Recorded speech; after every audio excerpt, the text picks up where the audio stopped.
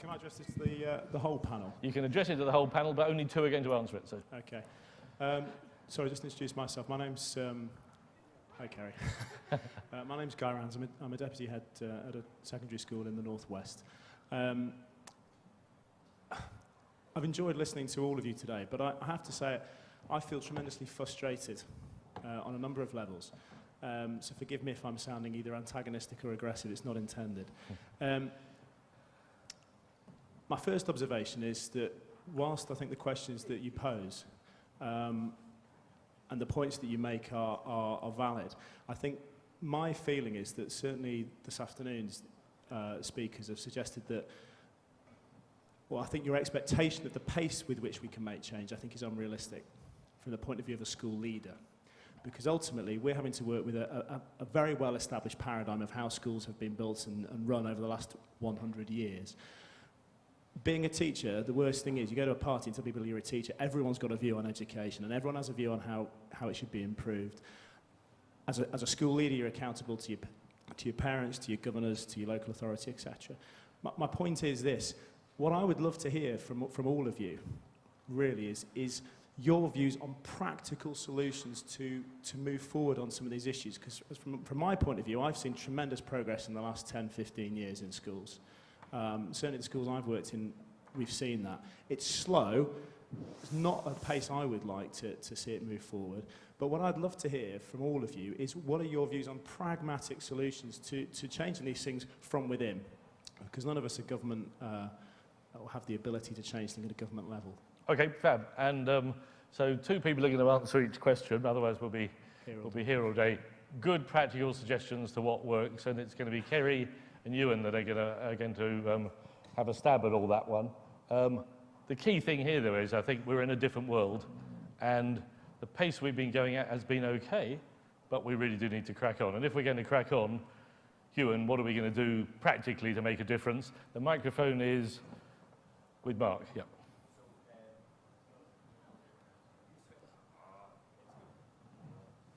It's all right, he's on it.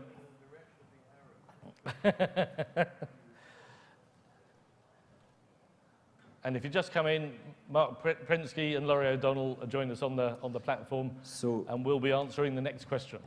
Yeah. I was very fortunate to work with East Lothian Council. It's where I first started teaching, and went back as a practitioner, a research practitioner, for just over a year. And the kind of change you're talking, the reason that came about was the frustration of one director of education, Don Ledingham, who basically said, this is all great, this is super, we've got national internet glow coming in, but he didn't have the confidence that it would succeed to make any educational change.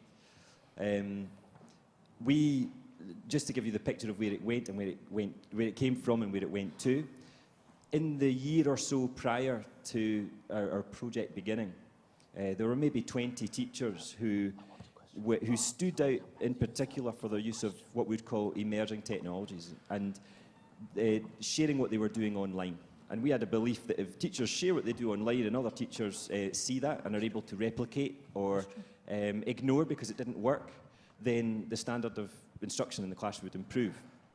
And that was borne out by that McKinsey report that I flicked through very quickly that came out afterwards. But we pretend like we knew all along that that's what it was about. In the space of 6 months, we got over a third of the teachers doing that, so sharing what they were doing online. And of course, the minute you start sharing a photograph of your classroom display, then you start thinking, well, hold on, how can we use digital photography in the classroom in a different way? So what started out as a kind of communication exercise between teachers and ultimately with parents ended up becoming a reason to use new technologies in the classroom because they saw the scope that it provided. Now, the way that was done was quite mechanical and clunky. It used a business approach which had been ripped off completely from business strategy and that Enterprise 2.0 strategy, which was find all the disparate groups that are in your school or your local authority, and we found 20 different characters who would be in a local authority, everyone from the parent to the librarian. They become kind of your board, your open board, and they make the decisions on where things could and should go. They have ownership over it. Slowly allow them to go and do the same with groups within their local cohorts, their local areas. And very quickly you end up with a third of teachers who don't just get it, but who do it, who take part in it, who aren't just giving lip service to it. who aren't just digital holiday makers when they come along to a professional development session, but who actually continue that off into the future. Now, it sounds simple, and it is, I think, but it comes down to a certain degree of leadership from the top, but a lot of empowerment of teachers at the chalk face, doing the grunt work. Are you a school leader? Are you familiar with the maxim, it's easier to ask forgiveness than permission? If you believe that, there are a couple of very practical things you can do. Ban nothing in your school. Take off all the bans on all the technology. Make sure that there's no boredom in the school. Put a camera in every classroom. There are a lot of things that you could do to speed up the transition. I think everybody knows where it needs to go. It's just a question of really people pushing to make it get there. And the excuse of that it changes slowly, or that we can, or we have the parents, or we have the guys up there, you could use that excuse forever. And I think that people just have to take matters into their own hands, especially at your level. And I would agree with that. And I think my point is not using the pace of change as an excuse. I think what I'm getting at is already I've had 2 people give very useful, leading a sort of research-engaged school, as you say, lifting the ban on things, and we've done that across a whole number of areas, and seen the transformation in terms of the way technologies are being used, in an ad hoc basis. But those practical suggestions are very, very useful, and as a school leader, that's what we need in order for us to change, as opposed to allowing they to change us. Absolutely, and the whole model here is for the ingredients, the successful ingredients around the world, to be exchanged to build great local recipes, and we don't have good mechanisms for swapping those ingredients. But the mantra, Mark, you're right, every device turned off is a turned off child, isn't it? And we've known that for a very long time. We're coming to the next question, which is focused on assessment, and it's going to go to Richard and to Kerry. And it is from? I'm Tandy Clausen-May. I work at the National Foundation for Educational Research. And Richard, first I want to say thank you for mentioning assessment. From my perspective, if we don't get the assessment right, the rest of us just go home. There's no point in even thinking about it, about making any changes, until we can do something about the assessment. Now, you talked about coursework and the tragic history of coursework in GCSE in the UK. But it started out brilliantly, Richard. Don't you remember? My background is mathematics. The ATM 100% coursework GCSE in mathematics was superb. Kids doing amazing things, really, really, really getting into stuff, learning in a totally creative manner. Sometimes with computers, but certainly not always. But it all went horribly wrong, and you gave a perfect explanation of why it all went horribly wrong when you talked about your 2 sons, one of whom was okay at technology, and he understood the concept of meeting the criteria to get the good grades. One of whom was really good at technology and wouldn't play the game. He wouldn't press the buttons. He wouldn't play the criteria meeting game.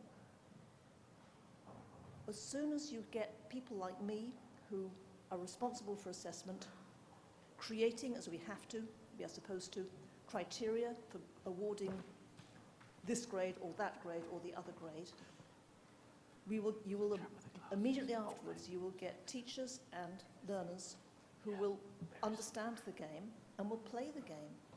What on earth makes you think it's going to be any different with your what was it called? Escape. Sorry? Escape. Escape. Why do you think that you are going to be able to get away with it in Escape? Well, there's a couple of things I'd say about that. The web-based judging that we do is based on criteria, and we identify 4 key criteria for the teachers looking at the portfolios, but we don't judge them, we don't assess them.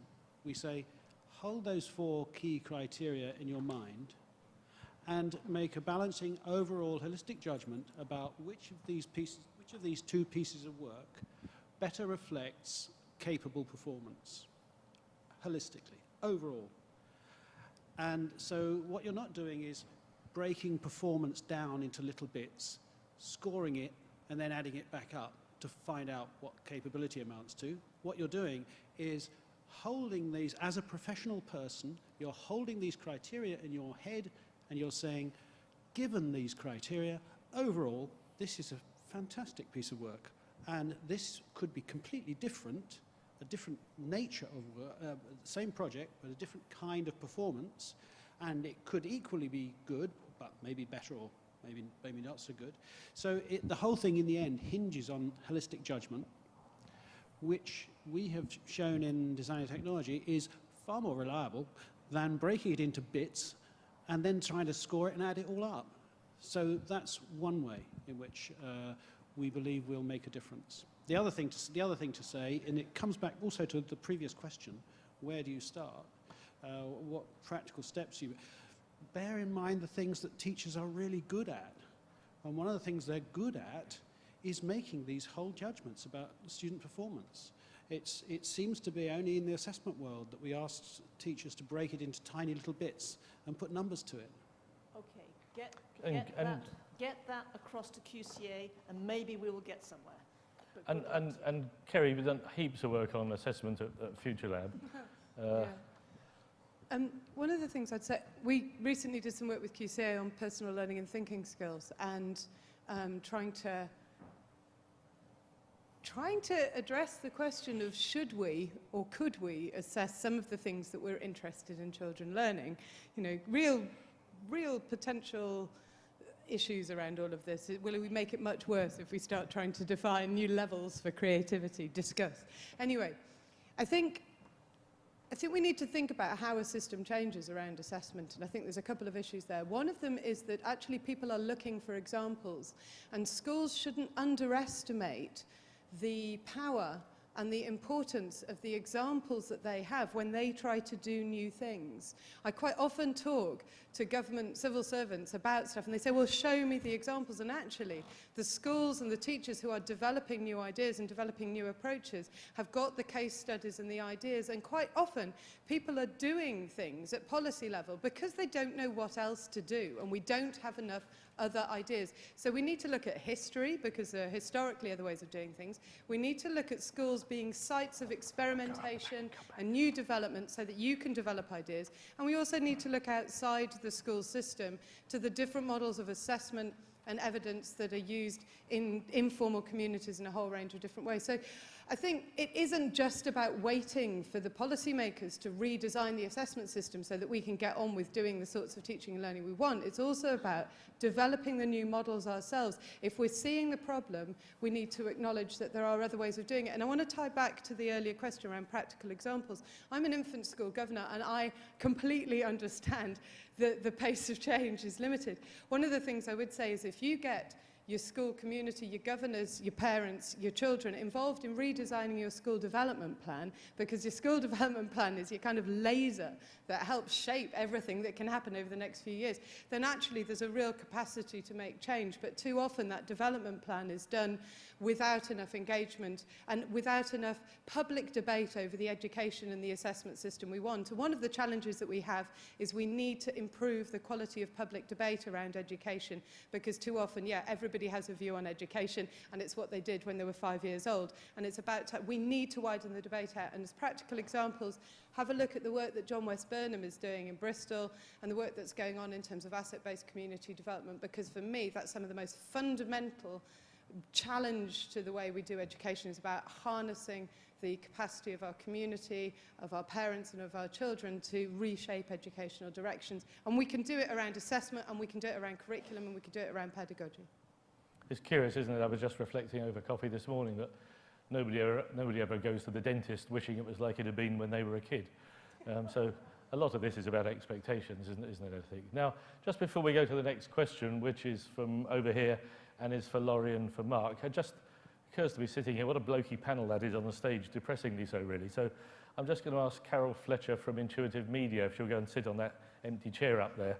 And just because it's just needed, you know, we need some common sense.